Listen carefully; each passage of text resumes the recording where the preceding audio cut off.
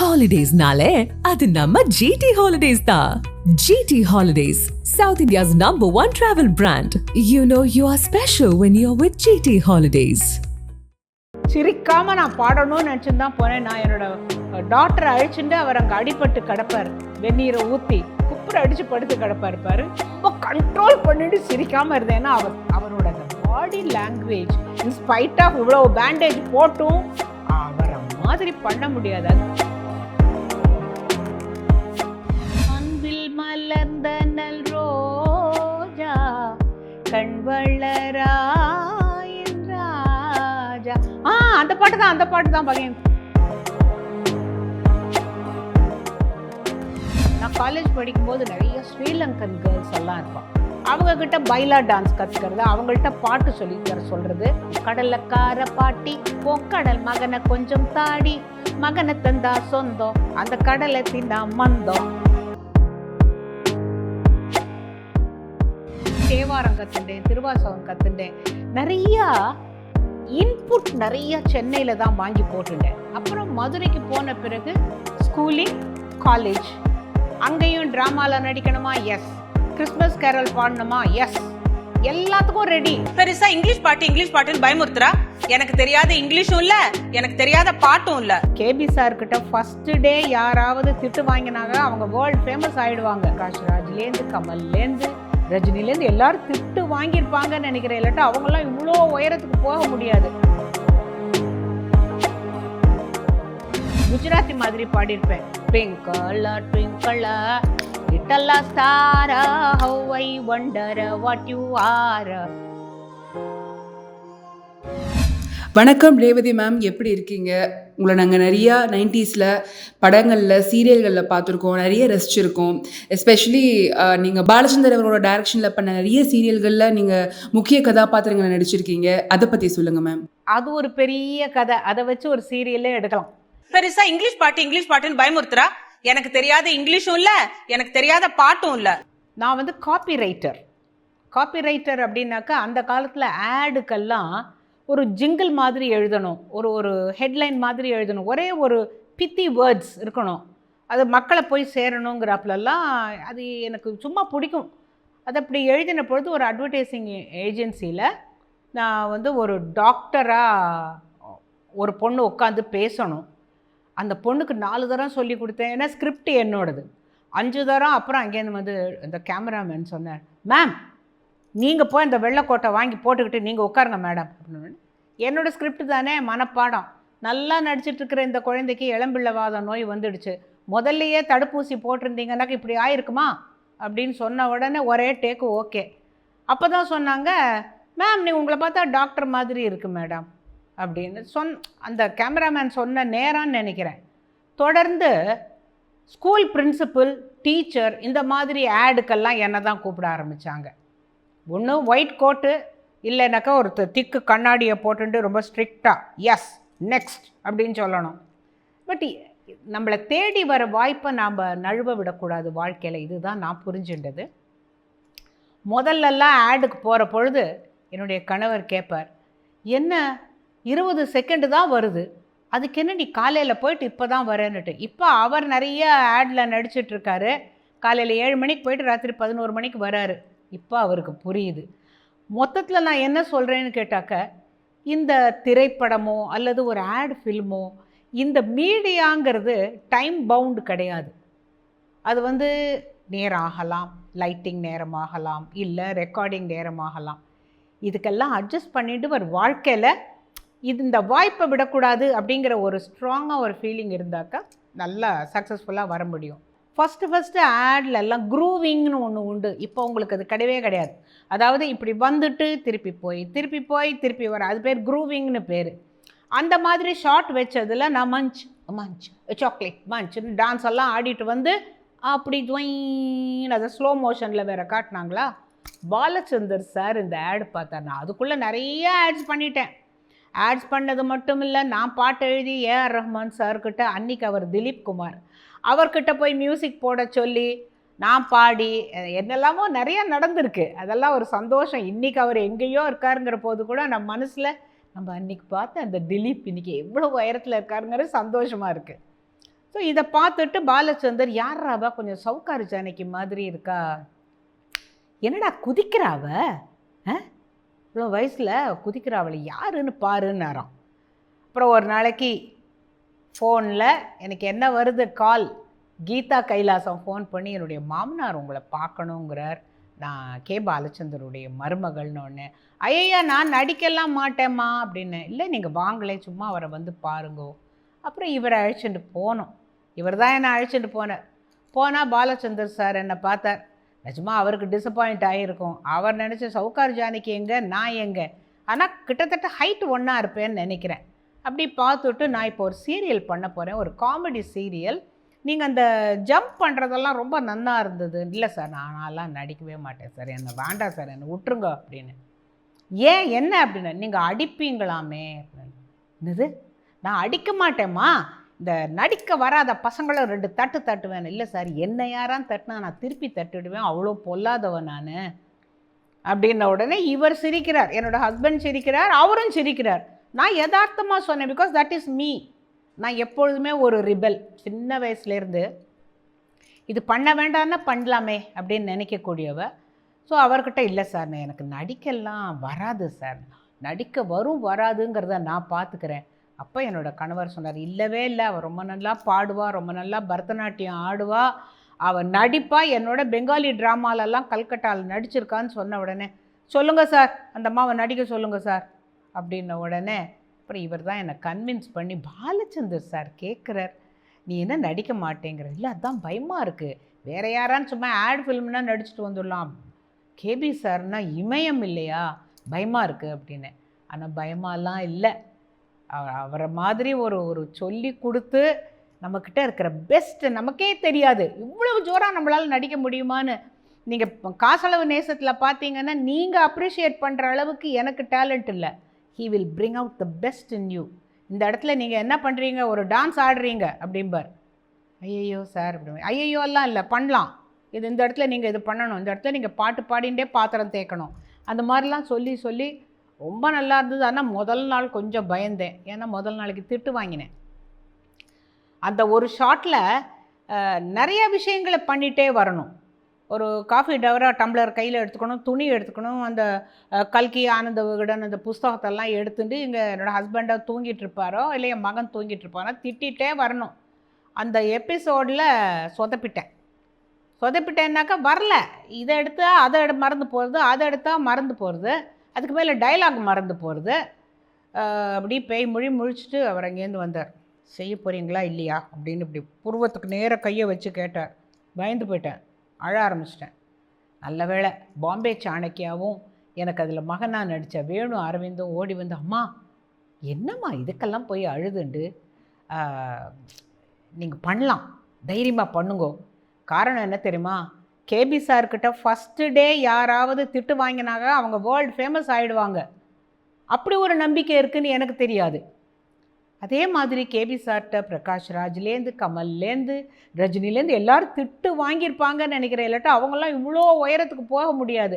So அந்த ஒரு தைரியத்தில் இப்போ எப்படியான்னு பண்ணிடணும்னு சொல்லிட்டு அந்த டேக் ஓகே கட் அப்படின்னார். கேபி சார் கட் அப்படின்னாக்கா 1 மோர்னு அர்த்தம், கட் அப்படின்னாருனாக்கா ஓகேன்னு அர்த்தம். அப்புறம் முடிஞ்சதுக்கப்புறம் ரேவதிமா அப்படின்னார். கிட்ட போய் கொஞ்சம் மூஞ்சி வச்சு நின்று, இல்லைம்மா ஃபஸ்ட்டு டே 9 மணிக்கு மேலேனா நான் டபுள் பேட்டாக தரணும், அது இட்ஸ் நாட் பாசிபிள், அதுக்குள்ளே நம்ம முடிக்கணும்னு பார்க்கணும், அது உங்களுக்கு தெரிய வாய்ப்பு இல்லை, but you did a wonderful ஜாப்னார். அவ்வளோதான், ஐ வாஸ் ஆன் cloud 9. அப்படியே வீட்டுக்கு அந்த எப்படி மஞ்ச் சாக்லேட்டில் குதிச்சேனோ அந்த மாதிரி சந்தோஷமாக வீட்டுக்கு வந்து நான் இன்றைக்கி ரொம்ப ஜோராக பண்ணினேன் அப்படின்னு சொன்னேன். அதுக்கப்புறமா ரெஸ்ட் இஸ் ஹிஸ்ட்ரி. மேம் உங்ககிட்ட பேசும்போதே தெரியுது உங்ககிட்ட நல்ல ஹியூமர் சென்ஸ் இருக்குது அப்படின்னு சொல்லிட்டு. நீங்கள் பேசுகிறதுலேருந்து உங்களோட ஃபேஷியல் எக்ஸ்ப்ரெஷன்ஸ்லேருந்து அவ்வளோ ஹியூமரும் அவ்வளோ பாசிட்டிவிட்டியும் வந்து எங்களால் வந்து உணர முடியுது. எப்படி மேம் இவ்வளோ எந்தூசியாஸ்டிக்காக இருக்கீங்க? அது சின்ன வயசுலேருந்தே எனக்கு கூத்தில் கோமாளி அப்படின்னு பேர். அதாவது எங்கள் வீட்டில் எல்லோரும் இருந்தாலும் நான் பாட்டு சினிமா டான்ஸ் எல்லாம் ஆடுவேன். அந்த சினிமா டான்ஸ் ஆடினா எல்லோரும் கை தட்டணும், அது என்னமோ ஒரு ஆசை அப்போவே.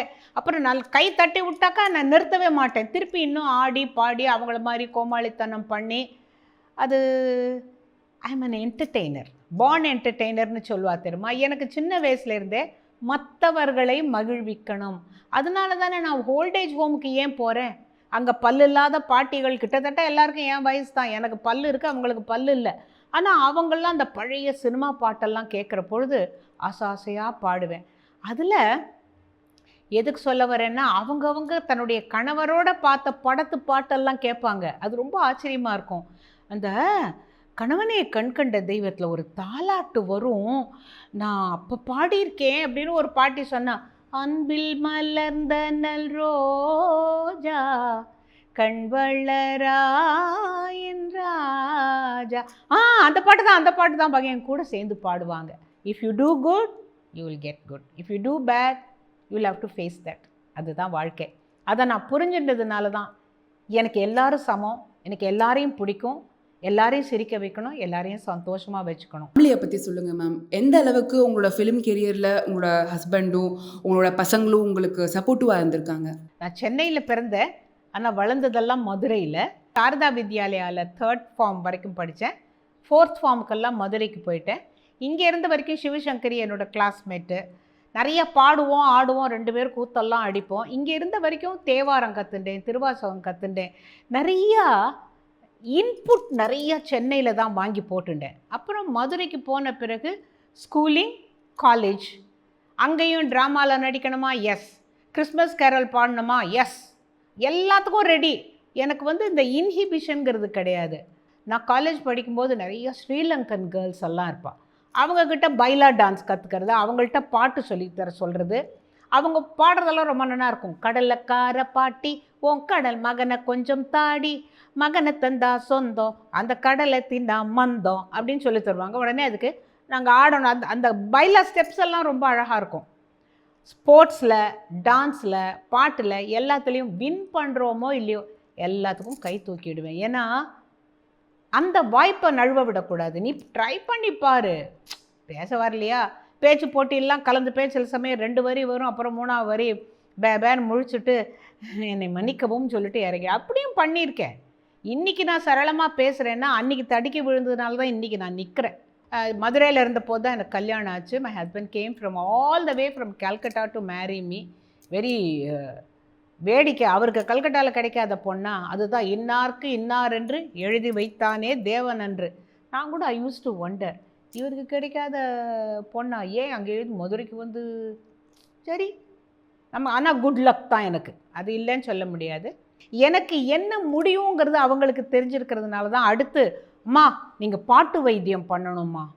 பாட்டு வைத்தியம்னா அதே கை வைத்தியம்தாம்மா, ஆனால் நீங்கள் அப்போ விஜய் டிவியில் பாடின மாதிரி பழைய பாட்டெலாம் பாடக்கூடாது அப்படின்ன போது நான் உடனே என்ன தெரியுமா பண்ணேன், ஸோ உங்களோட பகிர்ந்துக்கட்டுமா. இன்னும் நான் அதை ரெக்கார்ட் பண்ணல, என்ன ரெக்கார்ட் பண்ண போகிறேங்கிறத உங்களுக்கு மட்டும் சொல்கிறேன், இது நம்மளுக்கு மட்டும் ஓகேயா.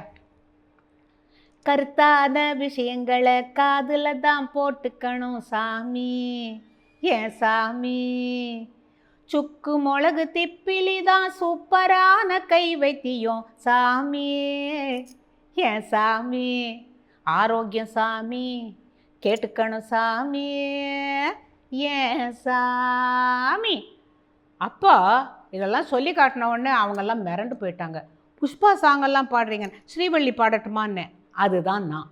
பழங்கால எம்எஸ் அம்மா பாட்டும் பாட முடியும், லேட்டஸ்ட்டு சாங்கும் பாட முடியும். காரணம், நான் ரொம்ப தாகமானவள்னு சொல்லலாம். காரணம், எல்லாத்தையும் வாங்கி உள்ளே போட்டுக்கணும். இந்த வாழ்க்கை மீண்டும் நான் வாழப்போவதில்லை. நீங்கள் நடித்த சீரியல்கள்லேயே எங்களுக்கு ரொம்ப பிடிச்சது காசலவ நேசம். ஏன்னா அதில் நீங்கள் ஒரு பர்டிகுலர் எபிசோடில் ட்விங்கிள் ட்விங்கிள் லிட்டில் ஸ்டார் அந்த பொயமையே நீங்கள் கிட்டத்தட்ட 4-5 ஜான்ராவில் பாடியிருப்பீங்க. அது அவ்வளோ அழகாக இருக்கும். இப்போ கூட நிறைய பேர் ஷேர் பண்ணிட்டு வராங்க. ஸோ அது எப்படி உருவாச்சு, அதை எங்களுக்காக இன்னொரு வாட்டி பண்ணி காட்ட முடியுமா? Twinkle, twinkle, little star, how I wonder what you are. அவங்க இந்த காசலவு நேசத்தில் நான் 4 லாங்குவேஜ் தான் பாடியிருக்கேன். ஆனால் யூடியூப்பில் மெகா ஸ்டார்னு ஒன்று பண்ணியிருக்கேன். அதில் பர்வீன் சுல்தானா மாதிரி பாடியிருப்பேன்.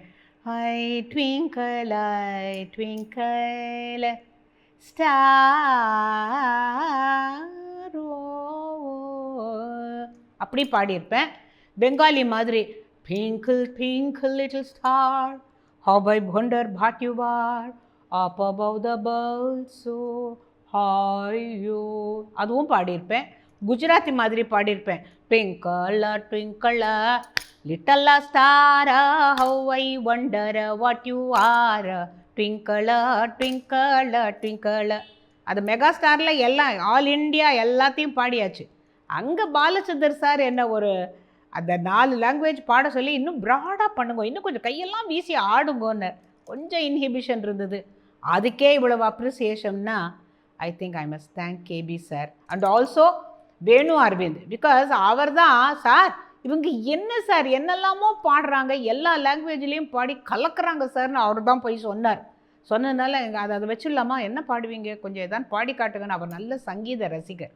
கேபி சார் தஞ்சாவூர் ஜில்லா நன்னிலம். அவருக்கு சங்கீத ஞானத்தை பற்றி கேட்கணுமா, அவர் பாட சொல்லி கேட்டு ரொம்ப நல்லா இருக்கே, இந்த வசந்தா பிரமாதமாக இருக்கே அப்படின்னு அவர் சொன்ன போது தைரியம் வந்தாச்சு, உடனே பண்ணேன். அப்புறம் அதில் ஒரு சீன் இருந்தது. லக்ஷ்மியோடைய டாக்டர் ஐஸ்வர்யாவில் நடிகை, அவங்க எங்கள் வீட்டுக்கு வராப்புலேயும் நாங்கள் அவங்கள அப்பெல்லாம் பார்த்து ஒரு நடிகையை பார்த்து ஒரு ஆர்டினரி மிடில் கிளாஸ் ஃபேமிலி சந்தோஷப்படுற மாதிரி ஒரு சீன். அப்போ என்னுடைய குழந்தைகள்லாம் என்ன சொல்லுவாங்கன்னா, எங்கள் அம்மா கூட ரொம்ப ஜோராக ஆடுவாங்க அப்படின்னுட்டு. ஐயோ ஆண்டி ஆடி காட்டுங்க ஆடி காட்டுங்கன்னொடனே பாலச்சந்தர் சார் அந்த இடத்துல மறைந்திருந்து பார்க்கும் அதுக்கு ஆடுங்கோன்ட்டார். அப்போல்லாம் கொஞ்சம் ஒழுங்காகவே ஆடின்னு இருந்தேன். மறைந்திருந்து பார்க்கும் மர்மம் என்ன அப்படியெல்லாம் ஆடின உடனே அவங்கெல்லாம் கை தட்டினோடனே நிஜமாக வெக்கப்பட்டு அதில் ஒரு க்ளோஸ்அப் கொடுத்துருப்பார். நிஜமாக வெக்கப்பட்டேன், ஏன்னா ஆடிட்டேன். அப்புறம் என்னது எல்லாருக்கும் எய்த்தாப்பில் அந்த மலை அழகா இந்த சிலை அழகாலாம் ஐயோ அசிங்கமாக ஆடிருப்போமேன்னா அதுக்கு அப்படி ஒரு appreciation. Twinkle twinkle little star how I wonder what you are up above the world so high like a diamond in the sky தனி சனி தனி தத மக மகரிச ட்விங்கிள் ட்விங்கிள் லிட்டில் ஸ்டார். இது வசந்தா ராகம். அது எனக்கு கர்நாடக சங்கீதம் படித்ததுனால இதெல்லாம் கொஞ்சம் ஈஸியாக வரும். எம்எஸ் அம்மாவுடைய 83வது வயசில் சங்கர நேத்ராலயாவில் எம்எஸ் அம்மா பற்றி ஒரு ஹரிக்கதை அதுக்கு ஒரு கதை கற்பனை பண்ணி அதுக்கு மராட்டி ட்ரெஸ் போட்டுட்டு ஹரிக்கதையெல்லாம் அந்த காலத்தில் அப்படி தான் பண்ணுவாங்க. அதில் நான் எம்எஸ் அம்மா முன்னால் உட்காந்துருக்காங்க, அவங்களுக்கு எய்த்தாப்லேயே காற்றினிலே வரும் கீதம் கண்கள் பனித்திட பொங்கும் கீதம் கல்லும் கனியும் கீதம் காற்றினிலே வரும் கீதம். நீங்கள் நடித்த படங்கள்லேயே எங்களுக்கு இன்னும் இப்போ வரைக்கும் நினைவில் இருக்கிறது மிடில் கிளாஸ் மாதவன். அந்த படத்தில் பிரபு சாரோட நீங்கள் பண்ண காம்பினேஷன் சீன்ஸாக இருக்கட்டும், அதே மாதிரி வடிவேல் சாரும் விவேக் சாரும் அடிப்பட்டு படுத்திருப்பாங்க. அந்த நேரத்தில் நீங்கள் அடிக்கிற கவுண்டர், நீங்கள் பாடுற பாடல்கள் இன்னுமே 90s கிட்ஸுக்கு அது ரொம்ப ஃபேவரட்டாக இருக்கும். ஸோ அந்த எக்ஸ்பீரியன்ஸ் பற்றி சொல்லுங்கள் மேம். அதில் என்ன வேடிக்கைன்னு கேட்டாக்கா, அந்த அசிஸ்டன்ட் டைரக்டர் சொன்னார், அம்மா நீங்கள் மாப்பிள்ளைக்கு கொண்டு போய் ஜூஸ் கொடுக்கணும். ஆனால் ஆரம்பத்திலேருந்தே எங்கள் 2 பேருக்கும் ஒரு ஏதோ ஒரு கிண்டல் இருந்துகிட்டே இருக்கும். கலர்னா கருப்பு வெள்ளை படத்துலையே இவன் இவ்வளவு கருப்பாக இருக்கான், இன்னும் கலர் படத்தில் பார்த்தா இன்னும் எவ்வளோ கருப்பாக இருப்பான்லாம் சொல்லி. ஆமாம் உங்கள் பொண்ணு மட்டும் ரொம்ப எலுமிச்சம்பழ நேரமா அப்படியெல்லாம் டைலாக் வரும். அவர் உண்மையில் நல்ல ரசிகர். சிரிக்காமல் நான் பாடணும்னு நினச்சின்னு தான் போனேன். நான் என்னோடய டாக்டரை அழிச்சுட்டு அவர் அங்கே அடிபட்டு கிடப்பார், வெந்நீரை ஊற்றி குப்புரை அடித்து படுத்து கிடப்பார். அப்போ நாங்கள் போய் நலந்தானா நலந்தானா உடலும் உள்ளமும் நலந்தானா அப்படின்னு பாடுறது, பாத்தியாடி இங்கே பாட வேண்டிய பாட்டா இது, உங்கள் ஆத்தா வந்துட்டா பார்த்தியா எஃப்எம் ரேடியோம்பர். ரொம்ப கண்ட்ரோல் பண்ணிட்டு சிரிக்காமல் இருந்தேன். ஏன்னா அவரோட அந்த பாடி லாங்குவேஜ் இன்ஸ்பைட் ஆஃப் இவ்வளோ பேண்டேஜ் போட்டும் அவரை மாதிரி பண்ண முடியாது. அது பண்ணி முடித்த உடனே இந்தாங்க மாப்பிள்ளை குழுன்னு இருக்கும், இதை குடிங்க அப்படின்னு சொல்லி அவர்கிட்ட கொடுத்து நம்பி குடிக்கலாமாடி அப்படிம்பார். குடித்ததுக்கப்புறம் குத்தால அருவியிலே குளித்தது போல் இருக்குதா மனத மயக்குதா சுகமும் கிடைச்சுதா குத்தாலம் போய்ங்கிறது அப்படின்னு ஒரு சத்தம் போடுவார் பாருங்க, அப்படின்னுட்டு போகணும். நிஜமாவே சொல்கிறேன், அந்த டைரக்டர் டிபி கஜேந்திரன் விழுந்து விழுந்து சிரித்தார் இதுக்கு. அம்மா நாங்கள் இப்படி எதிர்பார்க்கலம்மா, நீங்கள் அப்படியே 100%க்கு மேலேயே கொடுத்துட்டீங்கம்மான்னுட்டு. ஸோ இது யார் கேட்டாலும் அவங்களுக்கு பாடிடுறேன். ஒரு தாய்ப்பால் பற்றி பாட சொல்லுவாங்க, பாடிடுவேன். இதை பற்றி என்னெல்லாம் அவேர்னஸ் இருக்கோ எல்லாத்துக்கும் பாட்டு பாடிடுவேன். அது இறைவன் கொடுத்த ஒரு வரம். நான் அதை I am making the best use of the talent. உங்கள் படங்களில், உங்கள் சீரியல்களில் நிறைய எலிமெண்ட்ஸோடு ஒர்க் பண்ணியிருந்திருக்கீங்க இது வரைக்கும். லைக் லக்ஷ்மி அம்மாவாக இருக்கட்டும், அதே மாதிரி ஆச்சி மனோரமா அவங்களோட ஒர்க் பண்ணியிருந்திருக்கீங்க. அந்த எக்ஸ்பீரியன்ஸ் பற்றி எங்கள் கூட கொஞ்சம் ஷேர் பண்ணிக்க முடியுமா? லக்ஷ்மி மாதிரி ஒரு ரிஃபைன்டு சோல் பார்க்கவே முடியாது. ஆக்சுவலி அவ்வளோ பெரிய ஸ்டார் நம்ம பார்த்து, நான் ஜீவனாம்சம் படம்லேருந்து பார்த்துருக்கேன். அப்போல்லாம் நான் இந்த ஃபீல்டுலேயே இல்லையே. அவங்களுடைய வளர்ச்சி ரொம்ப ஆச்சரியகரமானது. ஏன்னா அவங்க டிப் ஆஃப் த ஐஸ்பர்க் தான் நம்ம பார்க்குறோம். She is so talented. She is one of the best person I have ever met in my life. எம்எஸ்எம்மா பாட்டெல்லாம் அவங்க அவ்வளவு நல்லா பாடுவாங்க. அதெல்லாம் எக்ஸ்போஷரே பாடல. நம்ம வா வாத்தியாரே ஊட்டாண்டே தான் நம்ம பார்த்துருக்கோம். எம்எஸ்எம்மா பாட்டெல்லாம் அவங்க அவ்வளோ நல்லா பாடுவாங்க. நல்ல பிருகாலாம் பிரமாதமாக பேசும். அவங்க ஒரு பெரிய பாடகியாக வந்திருக்க வேண்டியது. காமெடி நடிகராக அதுலேயும் சொல்லிச்சாங்க. அவங்கள போல் டேலண்டட் நான் வேறு யாரையுமே சொல்ல மாட்டேன். நீங்கள் ரஜினி சாரோட எந்திரன் படத்தில் ஒர்க் பண்ணியிருந்திருப்பீங்க. ஸோ அதை பற்றின எக்ஸ்பீரியன்ஸ் பற்றி சொல்லுங்கள் மேம். ரேவ் என்ன பண்ணிகிட்ருக்கீங்க? நான் ஒன்றும் இல்லை, புஸ்தகம் படிச்சுட்ருக்கேன். சார் கூப்பிட்றாரு வாங்க அப்படின்னா. முதல் நாளைக்கு அங்கே போயிட்டு எனக்கு ஒரு மாதிரி எனக்கு புரியல. அவர் நம்மளெல்லாம் கூப்பிட்டு பேசுகிறாரு அப்படின்னுட்டு. சரி, என்னை பொறுத்த வரைக்கும் நான் ஒரு இண்டிவிஜுவல், அவர் ஒரு பெரிய மெகா ஸ்டார். அப்படியெல்லாம் இருக்கும்போது நம்மளோடெல்லாம் போய் நம்ம என்னத்தை பேசுவோம் அப்படின்னு நான் நினச்சேன். அப்போ தான் அவர் சொன்னார், அம்மா உங்களுக்கு தேவர் நாமா ஏதாவது தெரியுமாம்மா அப்படின்னுட்டு. அப்போ தான் நினச்சேன், எனக்குள்ளே இருக்கிற அந்த ஒரு ஆன்மீகத்தை அவர் எப்படியோ அது அவருக்கு தெரிஞ்சிருக்கு. தெரியுமே அப்படின்னு சொல்லிட்டு, தல்லனி சதிரு கந்த தாಳು ಮನವೇ ಎಲ್ಲರನೂ ಸಲಗುವನು இதகே சம்சயவில்ல. நம்ம படைத்த கடவுள் எல்லாரையும் காப்பாற்றுவான்னு இதுக்கு சந்தேகம் இல்லைங்கிற தேவர் நாம பாடின உடனே, அம்மா ரொம்ப நல்லா இருக்குமா. இப்போ இருக்கிற காலகட்டத்தில் பெண்கள் அவங்களோட ஒர்க் லைஃப்பையும் சரி, அவங்களோட குடும்பத்தையும் சரி சீராக வச்சுக்கிறதுக்கு நிறைய ஒர்க் பண்ண வேண்டியிருக்கு. ஸோ அதனால் அவங்க நிறைய டிப்ரெஷன்லேயும் அவங்க நிறைய ஸ்ட்ரெஸ்லையும் விழுறதுக்கான வாய்ப்புகள் ஜாஸ்தியாக இருக்குது. அதை பற்றி சொல்லுங்கள் மேம். புற அழகுக்கு இம்பார்ட்டன்ஸ் தராமல் ஒரு தாயாக, ஒரு மாமியாராக, ஒரு பாட்டியாக, ஒரு இளம் பெண்ணாக, இது எல்லாம் இந்த பெண்களுக்கு கிடைக்கிற ஒரு பெரிய வாய்ப்பு. Make the best use of the opportunity that is given by God. நீங்கள் எல்லாரும் வாழ்க்கையில் எல்லா நன்மைகளும் பெற்று எந்தவித குறையும் இல்லாமல் ஆரோக்கியமான வாழ்க்கை வாழணும் அப்படின்னு நான் எல்லாரையும் ஆசீர்வாதம் பண்ணுறேன், வாழ்த்துறேன். நன்றி, வணக்கம். பெண்களுக்கான பிரத்யேக தளம் அவல் கிளிட்ஸ் ஃபேஸ்புக் பேஜை லைக் பண்ணுங்க, ஃபாலோ பண்ணுங்க. அவல் கிளிட்ஸ் சேனலை எல்லாரும் லைக் பண்ணுங்க, ஷேர் பண்ணுங்க, சப்ஸ்கிரைப் பண்ணுங்க. ஹாலிடேஸ்னாலே அது நம்ம ஜிடி ஹாலிடேஸ் தான். GT holidays, South India's #1 travel brand. You know you are special when you're with GT Holidays.